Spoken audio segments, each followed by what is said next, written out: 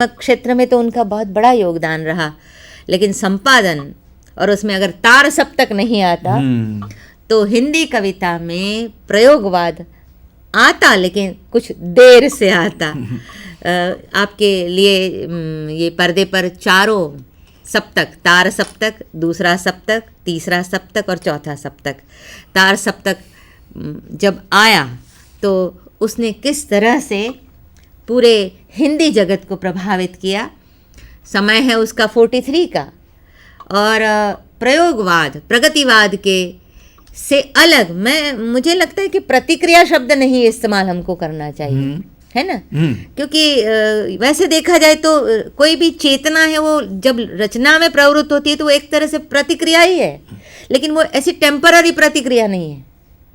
हाँ, इसलिए जो पहला सप्तक आया, यानी मतलब तार सप्तक आया, तो अज्ञेय जी क्या है कि सिर्फ कवि नहीं है, वो कविता के आंदोलन को आगे बढ़ाने वाले एक ऐसे सर्जक भी हैं जो स्वयं कविता करते हैं और नए कवियों के लिए मार्ग प्रशस्त भी करते हैं। तो उनके काव्य संग्रह तो आ गए थे, लेकिन उन्होंने तार सप्तक में 7 कवियों को एक साथ में रखा और उन्होंने उसकी भूमिका में लिखा कि अब जो उस समय नई कविता शब्द नहीं था, उस समय ये जो आधुनिकता का आंदोलन आ रहा था उसका आरंभ ही था, और उस समय उन्होंने कहा कि मैं भाषा की कैंचुल को फाड़ करके इसमें नया अर्थ भरना चाहता हूँ। क्या बात है। तो ये जो नया अर्थ भरने का जो काव्यशास्त्र है और शब्द और भाषा कर, इसके पहले प्रगतिवाद की हमारे यहाँ एक धारा बह रही थी बिल्कुल। और इसके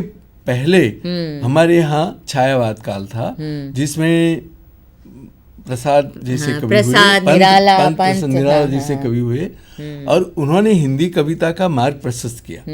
गुप्ता जी थे जिनसे अज्ञेय जी बहुत कुछ सीखे, वो अपना गुरु मानते थे। बिल्कुल। और गुप्ता जी के बाद जो युग आया छायावाद, इसमें हिंदी भाषा, पल्लव के पंत जी की भाषा और निराला की भाषा, उन्होंने हिंदी खड़ी बोली को एकदम काव्य के उपयुक्त बनाया। इसके बाद हमारे यहाँ मार्क्स और गांधी दोनों का प्रभाव एक समानांतर चलता है, बराबर। और इस समय वो रचनाएं जो आती हैं, इसके बाद ये 7 कवियों का दल जो आता है, जिसमें मार्क्सवाद भी है और नहीं, यानी ये कोई एक स्कूल के विद्यार्थी नहीं है, कोई यूनिफॉर्म नहीं पहना इन्होंने। हाँ, और उन्होंने कहा है कि ये राहों के अन्वेषी है, इनको अभी राह मिली नहीं है। हाँ, बिंदु कोई भी कवि होता है, यानी कवि है तो वो राहों के अन्वेषी होते हैं। हाँ, बिल्कुल। वो उनको कविता की अंतिम रचना तक वो खोज ही है। अगर लक्ष्य मिल गया तो फिर वो प्रयास का नहीं। उनकी बाद में एक कविता आती है, कन्हई ने बार बार प्यार किया। और एक बार प्यार किया तो जो प्यार मिल गया होता है, बार बार प्यार क्यों किया। तो कभी भी बार बार कविता लिखता है। कविता मुझे वो याद आ रही है पंक्तियां, ये उपमान सब मैले हो गए हैं, देवता इन प्रतीकों के कर गए हैं कुछ, जैसे बासन अधिक घिसने पर मुलम्मा छूट जाता है। हाँ, तो इसमें काव्य सिद्धांत है, ये है कि कविता की भाषा अनेक प्रयोगों के कारण उसमें जो प्रतीक आते हैं, जो बिंब आते हैं, वो धीरे धीरे मृत हो जाते हैं। और अपनी व्यंजना की जो तीव्रता है खो बैठते हैं। इसलिए नए प्रतीक और नए भावबिंब उसकी आवश्यकता कविता में होती है। तो पहली बार वो स्थापना करते हैं हिंदी कविता में प्रतीक और बिंब की आयोजना कैसे करना, और इसलिए कविता को एक नई धारा मिलती है। और बाद में जो नई कविता नाम होता है, तो नई शब्द तो हर बार जो कविता होती है वो नहीं होती है, लेकिन यहाँ एक विशेष नाम हो गया, एक विशेष प्रकार के लक्षणों से युक्त कविता, जिसमें बिंब, भाषाकर्म और प्रतीक इसकी प्रमुखता हो। बिल्कुल। संपादन के बाद हम चलते हैं आगे। मुझे इस समय वो याद आ रहा है कि उन्होंने उपन्यास के क्षेत्र में जो कार्य किया, पर अपने अपने अजनबी में मुझे ऐसा लगता है कि वो जादू शायद थोड़ा कम हो गया उनका उपन्यासकार का।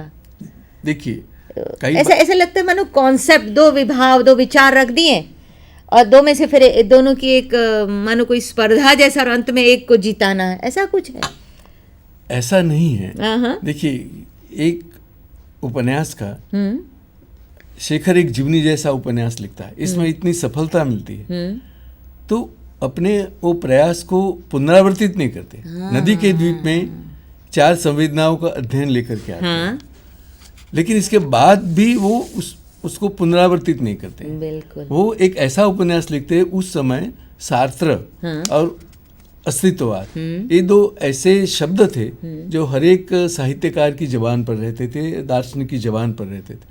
तो उनको ये दिखाना था कि अस्तित्ववाद का जो दर्शन है, उसका जो पश्चिम का चेहरा है, उसके साथ वो एक भारतीय दर्शन भी उसके साथ रखना चाहते थे। इसलिए उन्होंने एक ऐसे उपन्यास की कल्पना की जिसका वस्तु उनको विदेश की यात्रा के दौरान मिल गया था, जिसमें एक काठ के घर में, एक बर्फानी मुल्क में एक व्यक्ति बंद कैद हो जाते हैं। हाँ, 2 व्यक्ति कैद हो जाते हैं और वो दोनों का एक साथ रहना, तो वो क्या अनुभव हो सकता है। तो सार्त्र ने कहा कि अदर मैन इज हेल, 2 व्यक्ति में तो क्या ऐसा अनुभव होता है।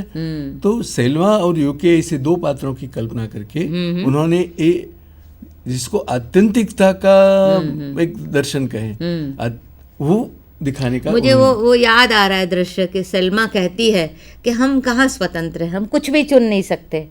मैंने चाहा था कि मैं अकेली मरूं, लेकिन मैं कहाँ स्वतंत्र। हाँ, तो वो है कि सार्त्र का जो सिद्धांत है कि every man is free to choose but he is condemned to choose, इसके विरोध में वो कह रही है। हाँ। तो ये दिखाना चाहते हैं कि भी दर्शन सिर्फ सार्त्र का दर्शन नहीं, भारतीय दर्शन है जो आस्तिकता का दर्शन है, वो इसमें वो दिखाना चाहते हैं। लेकिन नदी के द्वीप में भी रेखा कई बार कहती है कि यही एक क्षण है, न उसके आगे कुछ है न कुछ उसके पीछे कुछ है। नहीं, इसके कारण कई बार क्या होता है कि नदी के द्वीप को अस्तित्ववादी उपन्यास घोषित किया जाता है। जो लोग अस्तित्ववाद को भी नहीं जानते और नदी के द्वीप को भी ठीक से नहीं पढ़ते हैं, वो इस प्रकार की घोषणाएं करते रहते हैं। वास्तव में इसमें एक चरित्र है जो चरित्र इस प्रकार के दर्शन में मानता है, लेकिन वो दर्शन के बाहर निकल जाता है, क्योंकि जीवन को सार्थक बनाने की उसकी चेष्टा है। इसलिए अस्तित्ववाद के कुछ बातें हैं, ऐसे क्षण की बात भी उसमें आती है, लेकिन उसकी स्थापना करने के लिए वो उपन्यास नहीं लिखा। मुझे ऐसा लगता है कि ये अस्तित्व रेखा, उसकी नायिका, हिंदी उपन्यास का एक अविस्मरणीय पात्र है। ऐसी रेखा एकदम संवेदनशील, बौद्धिक, ऐसी कोई युवती। लेकिन उस उपन्यास में जो प्रेम का स्वरूप निरूपित किया गया है, जिसके आगे या पीछे कोई सामाजिकता का कि कोई जिम्मेदारी का कोई ढांचा उसको लपेट में नहीं लेता, शायद ये उससे समाज से दूर रखने के लिए क्या लेखक ने इस अस्तित्ववादी कवच रेखा को नहीं पहनाया होगा? नहीं, ऐसा नहीं है। नहीं, आप देखिए कि उसमें ऐसा है कि वो हमारे यहाँ हिंदी उपन्यास में पहला ऐसा वो उपन्यास है जिसमें विवाह से पूर्व स्त्री और पुरुष के शरीर संबंध का मुक्त निरूपण किया गया है। कुछ लोगों ने तो ये भी कहा कि अश्लील है। नहीं, तो हाँ, इसमें 2 बातें हैं। इसके पहले सुनीता में जैनेन्द्र ने एक प्रयोग किया था, जिसमें एक नायिका बिल्कुल एक नायक के आगे निरावरण हो जाती है, बिल्कुल, लेकिन नायक भाग खड़ा होता है। अब यहाँ जो एक बात आगे आती है वो ये है कि इसमें कुंठा रहित जो प्रेम वो कैसे हो सकता है, वो दिखाने की एक कोशिश की गई है। उन्होंने खुद कहा कि भी ये उपन्यास 4 संवेदनाओं का अध्ययन है, जिसमें रेखा है, गौरा है, चंद्रमाधव है और नायक भुवन है। तो भुवन रेखा से प्रेम करता है और वो प्रेम की परिणति शरीर देह में होती है। तो D.H. लॉरेंस देह के माध्यम से होती है। तो देह के माध्यम से होना इसका मतलब की है कि प्रेम का पूर्ण स्वीकार, जो भावनात्मक प्रेम जैनेन्द्र कुमार में है, जिसको हम प्लेटोनिक कह सकते हैं, यहाँ पर प्रेम की पूर्ण सफलता उसके भावनात्मक स्तर को अतिक्रम करके देह के सायुज्य में भी। तो वो दिखाना बहुत बड़े साहस का काम था जो अज्ञे ने नदी के द्वीप में मुझे तो वो पूरा वो सॉन्ग्स ऑफ सोलोमन हाँ बाइबल के जो सॉन्ग्स ऑफ सोलोमन हाँ, जो वो तुरियन झील पर हाँ, जब दोनों एक शीत की रात्रि में वो मिलते हैं दोनों, तब वो प्रेम की परिणति होती है। और इसलिए रेखा बाद में कहती है कि भुवन नाउ आई एम फुलफिल्ड, मैं अब विधाता से कोई शिकायत लेकर नहीं जाऊंगी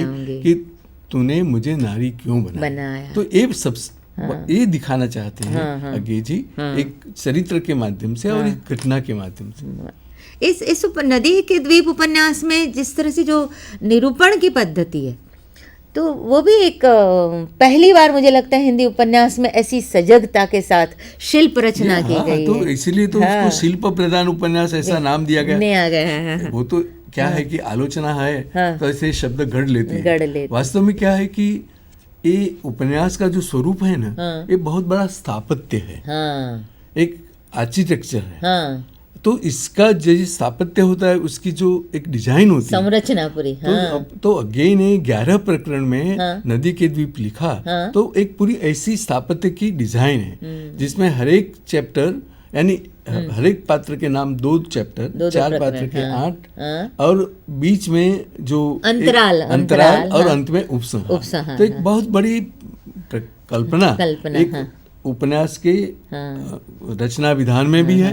और फिर जिसको शिल्प कहते हैं बारीक, उसकी भाषा और इसकी संवाद और इसको हम कह सकते हैं। तो इस तरह से सभान रूप से उपन्यास के जिसको फॉर्म कहते हैं, क्योंकि मार्क शोरोर ने कहा था कि भाई आखिर रचना में और वस्तु में या जो सामग्री में क्या फर्क है। तो technique is discovery, the difference between the content and the achieved content is technique. तो ऐसी टेक्निक नदी के द्वीप में है। और उसकी भाषा, नदी के द्वीप की भाषा देखिए, चारों पात्र जिस समाज से आते, अभिजात समाज है, पढ़े लिखे हैं, और अपनी बात कहनी हो तो दूसरों की कविताएं कोट करते हैं। रविंद्रनाथ भी होंगे, D.H. लॉरेंस होंगे, अंत में वो लॉरेंस की काव्य पंक्तियां कौन सी थी? A woman has given me strength and influence, admitted। मैं घोषणा करता हूँ कि एक स्त्री ने मुझे ये सामर्थ्य दिया है।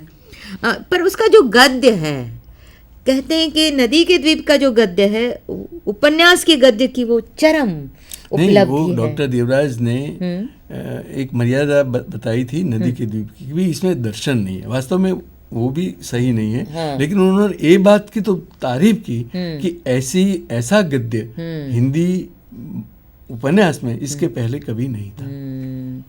यानी नदी के द्वीप के साथ आप सहमत हो या न हो, लेकिन उसकी भाषा की समृद्धि के सामने तो आप नतमस्तक ही हो सकते हैं। नहीं, ऐसा इसके मेरा मतभेद है कि प्रश्न क्यों हो। नदी के द्वीप भी यानी हम ऐसा कह सकते हैं कि 1936 में जब गोदान आता है तो हिंदी उपन्यास के पहले स्तबक का वो अंतिम परिणाम। बिल्कुल। इसके बाद दूसरा जो स्तबक शुरू होता है, इसमें शेखर भी है और नदी के द्वीप एक ऐसा मान स्थापित करता है कि जिनको हम याद करना बाद में 1954 में महिला आंचल तो वो एक और मोड़ है। बिल्कुल। लेकिन महिला आंचल के पहले गद्य, इस तरह के गद्य की जो सारी संभावनाएं हैं वो अन्वेषित हो जाती है ऐसा। अब हमको वो जो हम प्रादेशिक भाषा, प्रादेशिक भूमि, एक नई भूमि की खोज की ओर जाना है हमें। बिल्कुल। फिर एक बार मैं अपने अजनबी पर लौटना चाहूंगी। उसमें एक पात्र है जगन्नाथ। मुझे कई बार लगता है कि उसका नाम जगन्नाथ क्यों है। नहीं वो ये सब तुम भी इसका जवाब वो जैकब भी हो सकता है ना। नहीं जगन्नाथ, ये मैंने कहा था ना कि भारतीय दृष्टि दिखानी है। अच्छा। तो जगन्नाथ देख कह करके ईश्वर का ईश्वर नाम का भी संकेत है। अच्छा। और दूसरी बात यह है कि इसमें जो योके जो सेल्मा के साथ रहकर वहाँ जो बर्फ के घर में बंद हो गई थी, बाद में वो बाहर आ गई है और अपने बाद में वॉर का समय है, युद्ध का समय है, तो जर्मनों ने उसको वेश्या बना दी है। अब अपने जीवन की सार्थकता कहाँ ढूंढे वो।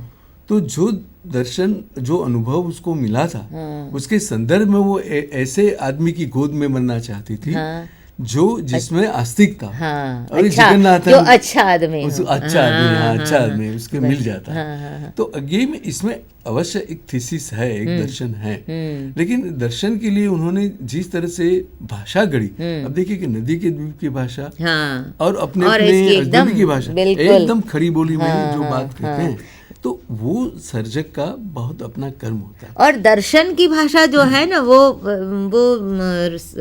नदी के द्वीप की जो भाषा है वो काव्यात्मकता के लगभग समान ठीक, तक हाँ, चलती है, समान पहुंच जाती है। ऐसी भाषा दर्शन में नहीं चल सकती, नहीं, क्योंकि दर्शन जो है वो सीधे लॉजिक से जुड़ा हुआ नहीं, है। आश्चर्य होता है कि नदी के द्वीप लिखने वाला सर्जक क्या अपने अपने अजनबी लिख सकता है। हाँ, पर एक ये है कि बड़ा रचनाकार हर रचना में अपना एक नए सिरे से मुकाबला करता है, ये भी एक बात है। पर मुझे लगता है कि इसी तरह की भाषा मुझे रोज़ कहानी गैंग्रीन में भी ऐसी लाग लपेट बगैर की भाषा मैंने गैंग्रीन में अनुभव की है। उनकी कुछ कहानियाँ जो हैं, हालांकि बाद में उन्होंने कहानी लिखना छोड़ दिया था। हाँ, लेकिन देखिए कि गुजराती में उमाशंकर जोशी ने भी बाद में कहानी लिखना छोड़ दिया। हाँ, मैंने अज्ञे जी से पूछा था भी आपने कहानी लिखना क्यों छोड़ दिया। हाँ, उन्होंने कहा कि ऐसा नहीं है, मैं लिख भी सकता हूँ, क्योंकि कहानी क्या है कि आ जाती है कविता की तरह, लेकिन उन्होंने कहा था कि कहानी में जो उसका विस्तार है वो थोड़ा कम भी पड़ता है। ये कोई बात हो, लेकिन जब कहानी से उन्होंने प्रवेश किया तो उसके पहले प्रेमचंद की कहानियां थी, जयेंद्र की कहानियां थी, लेकिन वो जब कहानी लेकर के आए तो उस समय हिंदी में प्रवाद भी था कि अज्ञे की कविता बिना पढ़े लौटा दो, और अज्ञे की कहानी बिना पढ़े छाप दो। अच्छा, तो इसका क्योंकि एक नया प्रवाह भी इसमें था, तो कहानी उन्होंने करीब संग्रह अनेक दिए, जो तुमने बताया कि इस तरह से दो भागों में छोड़ा हुआ रास्ता और लौटती पगडंडियां में संग्रहित है। तो वो भी उनका एक बहुत बड़ा प्रदान है कहानियां। मुझे रोज कहानी उनकी बहुत अच्छी लगती है, क्योंकि उसका जो कुछ भी न कहकर केवल जो परिवेश है, परिस्थितियां हैं, उसके जो संकेत दे रहे हैं, वो नायक है, आया है,